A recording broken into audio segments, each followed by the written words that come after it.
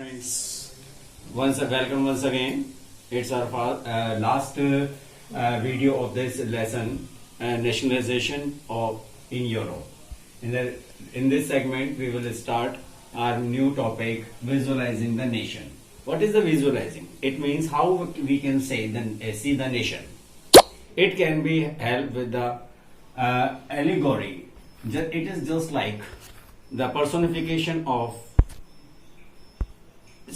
country, ठीक है, with an image of a person which does not lies in the real life, यानी जिसका वास्तविक जीवन से कोई भी संबंध नहीं है.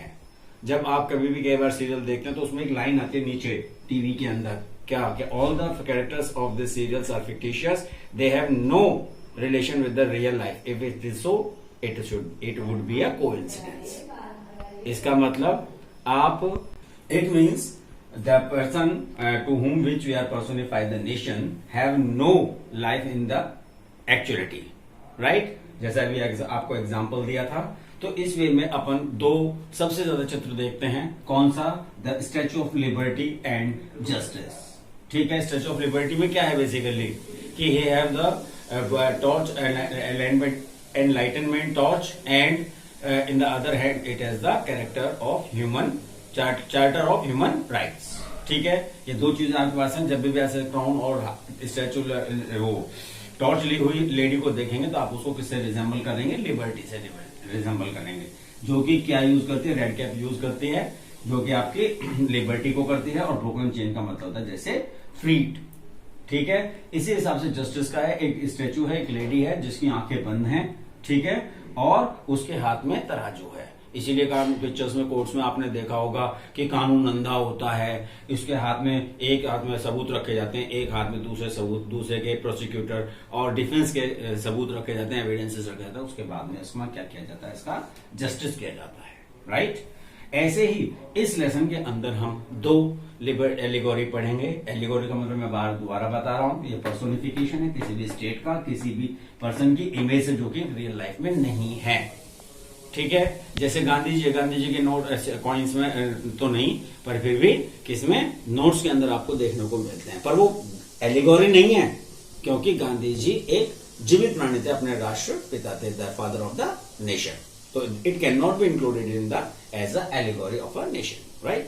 तो इसके अंदर अपना पहला है आपका मैरिनी. मैरिनी एक लेडी है, ठीक है, जो कि फ्रांस के अंदर एक फेमस नेम है. जैसे आप याद कर सकते हो कि मदर मैरी किसकी मदर थी? जीसस क्राइस्ट की मदर थी. ठीक है, क्योंकि वो क्रिश्चियन थी.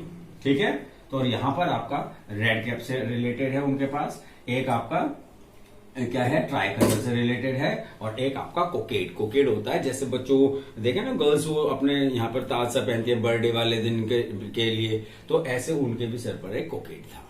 ठीक है, एक ताज टाइप में था. ठीक है, उनकी जो इमारतें थी, जो स्टेचूज थे, वो पब्लिक स्क्वायर्स पर लगे हुए थे, मीन्स चौराहे पर. ठीक है, उसके बाद में हम देख सकते हैं कि उनके जो इमेजेस थे वो किसके ऊपर थी? कॉइन्स यानी सिक्कों के ऊपर. ठीक है, और जैसे स्टैम्प्स के ऊपर. पब्लिक स्क्वायर्स पर मेनली उनकी जो स्टेचूज थे वो इरेक्टेड थे. कौन सा? और इस टाइम पे उनकी फेसेस लगे हुए थे, जैसे कि अपन कई स्टैम्प्स में भी देखते हैं किसी न किसी आदमी की फोटो चिपके रहते, पर वो एक्चुअलिटी में है, ये ध्यान रखिएगा अपने हिसाब से. परंतु आज जो अपन एलिगोरी पढ़ रहे हैं वो उसका विशेष जिंदगी से या खास जिंदगी से कोई भी रिलेशन नहीं है. ऐसे ही आपकी जर्मनी है. ठीक है, ठीक है, जर्मेनिया के अंदर क्या था कि उनके क्राउन पर क्या था? क्राउन किसका था? ओक लीव्स का था, जिसका मतलब था किसके लिए? हीरोइज्म के लिए. ठीक है, ठीक है. अब इसके अपन को इसकी पेंटिंग लटकी हुई थी कहां पर? फ्रैंकफर्ट पार्लियामेंट, जो कहां पे कन्वेंट हो रही थी? सेंट पॉल चर्च में. ठीक है, और वो बनाई गई थी कब? 1848 में फिलिप वेट के द्वारा. ठीक है, एक इस लेसन में अपन ने 1848 में एक पेंटिंग पढ़ी थी. उस पेंटिंग का नाम क्या था बताइएगा? ठीक है, मैं बताता हूं, आपको याद रखना चाहिए. आपको सारी वीडियोस दिन महीने भर में या 10-15 दिन में एक बार देख लेनी चाहिए थी. ठीक है, तो आप देखिएगा, इसके अंदर आप क्या देखेंगे? The dreams of socialistic and republics, जो किसने बनाई थी? फ्रेडरिक सोरियो ने बनाई थी, जिसमें बचपन की जैसे बच्चे खेलते थे, पीछे से पेज पकड़ के ट्रेन बनाकर खेलते थे, ऐसे कंट्रीज उनमें ट्रेन में चल रहे थे. ठीक है, तो जर्मेनिया में ओक लीव्स का क्राउन था और हीरोइज्म के लिए था. फ्रैंकफर्ट पार्लियामेंट में ये जो सेंट पॉल चर्च में कन्वेंट हुई थी 1848 में फिलिप वेट ने बनाई थी। सॉर्ड किसके लिए है कि हम स्ट्रगल या फाइट करने के लिए रेडी हैं, ठीक है। यहां पर ये जो आप चित्र देखेंगे, पिक्चर्स देखेंगे, यहां पर दोनों एलिगोरीज के बारे में बताया है, मेलेनी के बारे में बताया है और किसके बारे में बताया है, जर्मेनिया के बारे में बताया। वहां पर एक फोटो और है आपकी, ठीक है, राइन रिवर को सेव करती हुई जर्मेनिया दिखाई गई है, क्लियर है। ओलिव ब्रांच है जो कि क्या बताता है कि हम सॉर्ड का मतलब क्या होता है, तलवार, टीपू सुल्तान की तलवार, ठीक है। तो सॉर्ड लिए हुए तैयार है वो, ठीक है। उसका मतलब क्या है, केवल हम लड़ाई करने के लिए तैयार हैं। जबकि दूसरी सॉर्ड जो दे रखी है जिसके बगल में या ऐसे हैंडल के ऊपर क्या लगी हुई है, ओलिव ब्रांच है, उसका मतलब है हम पीस करने के लिए तैयार हैं। तो ये आपका टॉपिक खत्म हुआ, ठीक है। अब आपका नेक्स्ट टॉपिक शुरू होता है नेशनलिज्म, इंपीरियलिज्म एंड ये ब्रैकेट में लिख रखा है, ये इसके अंदर नहीं है, फिर भी आपको इसका मालूम होना चाहिए, कॉलोनियलिज्म, ठीक है सर।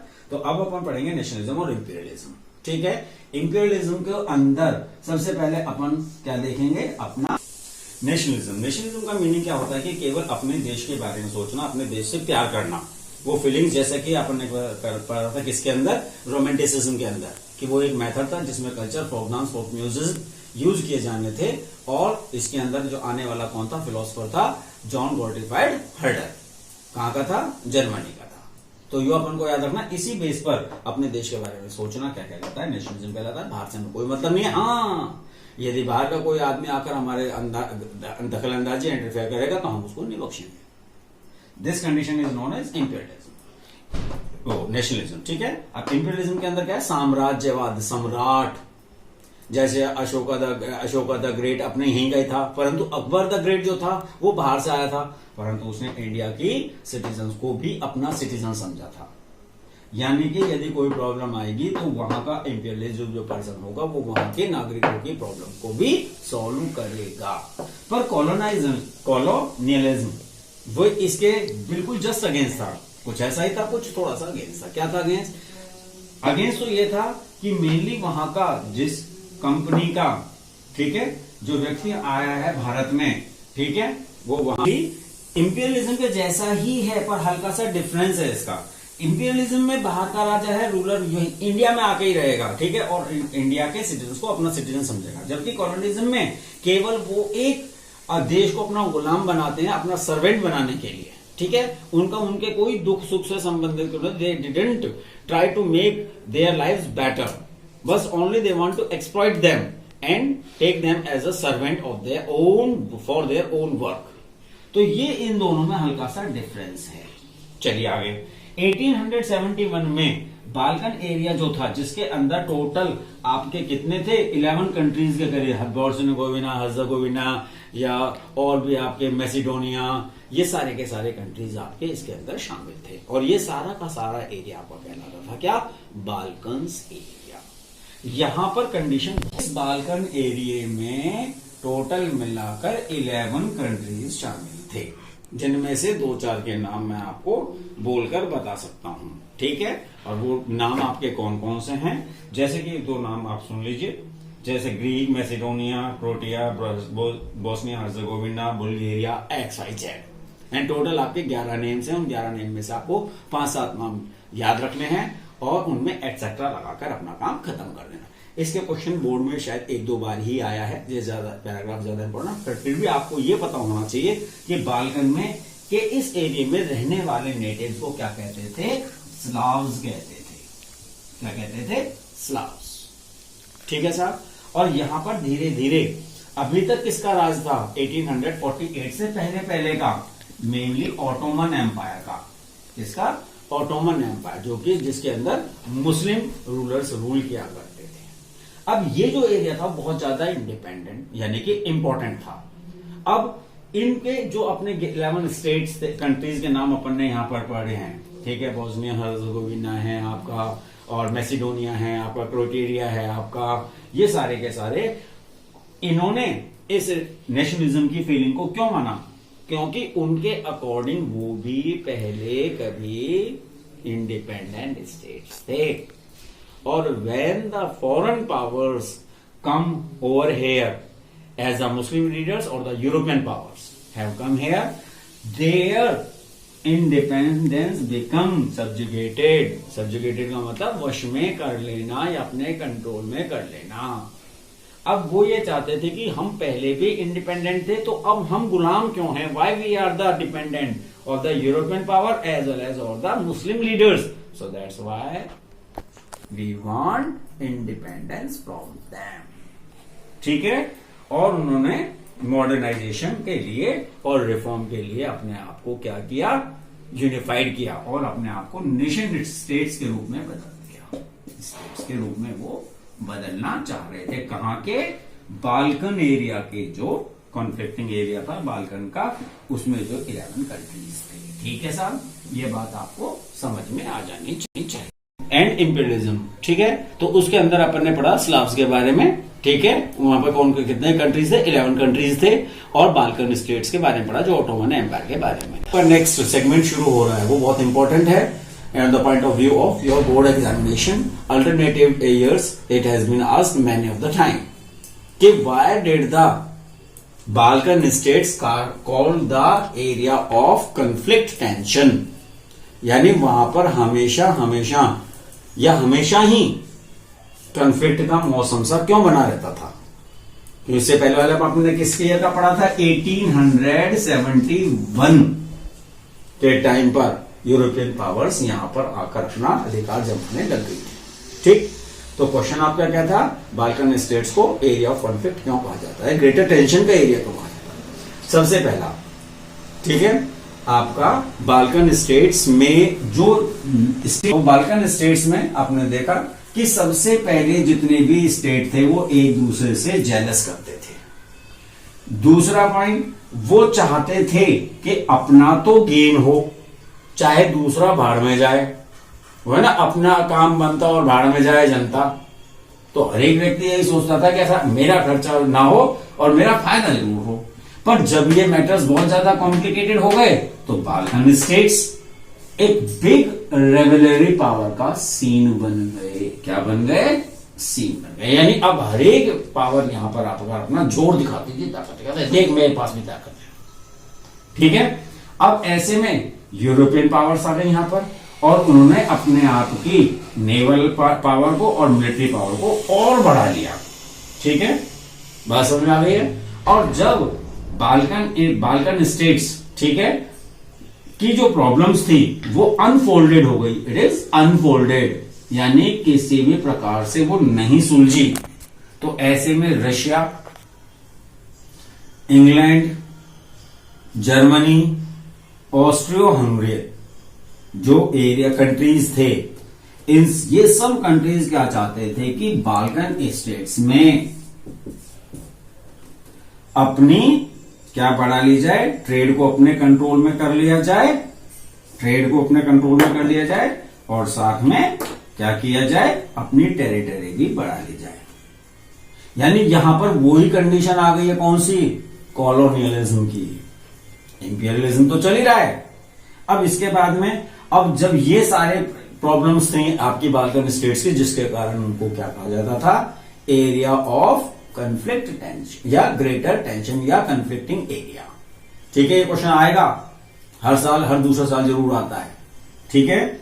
अब इसमें जब ये सारी की सारी इन सारी कंडीशन से सीरीज ऑफ वॉर चलते रहे, और at last it was the most important reason for the starting of first world war.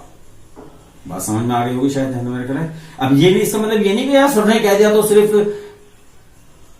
Balkan states में जो वॉर चल रहे थे इसके कारण ही क्या हुआ है फर्स्ट वर्ल्ड वॉर, नहीं, और भी कई रीजंस थे, पर जो की रोल जो प्ले किया है फर्स्ट वर्ल्ड वॉर के होने पर, वो किसने किया है?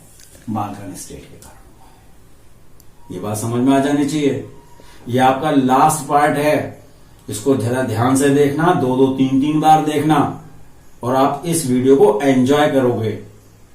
ठीक है, और इसको ध्यान रखना है, लाइक और शेयर भी करना। यदि आपका ये लाइक और शेयर मिला तो हमें और भी ज्यादा प्रमोशन मिलेगा, हम आपको और भी नए वीडियोस देंगे। ठीक है। अब आपका तो ये हुआ, ठीक है। अब लास्ट आपका आता है कि ये जो सब झंझट था, जो अपन ने शुरू से लेकर लास्ट तक यूनिफिकेशन पढ़े हैं, सब एलिगोरी पढ़ी है, पेंटिंग पढ़ी है और मिडिल क्लासेस के बारे में पढ़ा है, इन सब का एक मेन कंक्लूजन क्या था? वो क्या था कि अपने आप को इंडिपेंडेंट करना है और नेशन स्टेट्स बनाना है। परंतु ये स्ट्रगल सारा या कलेक्टिव बिलोंगिंगनेस, ये सारी बेकार है।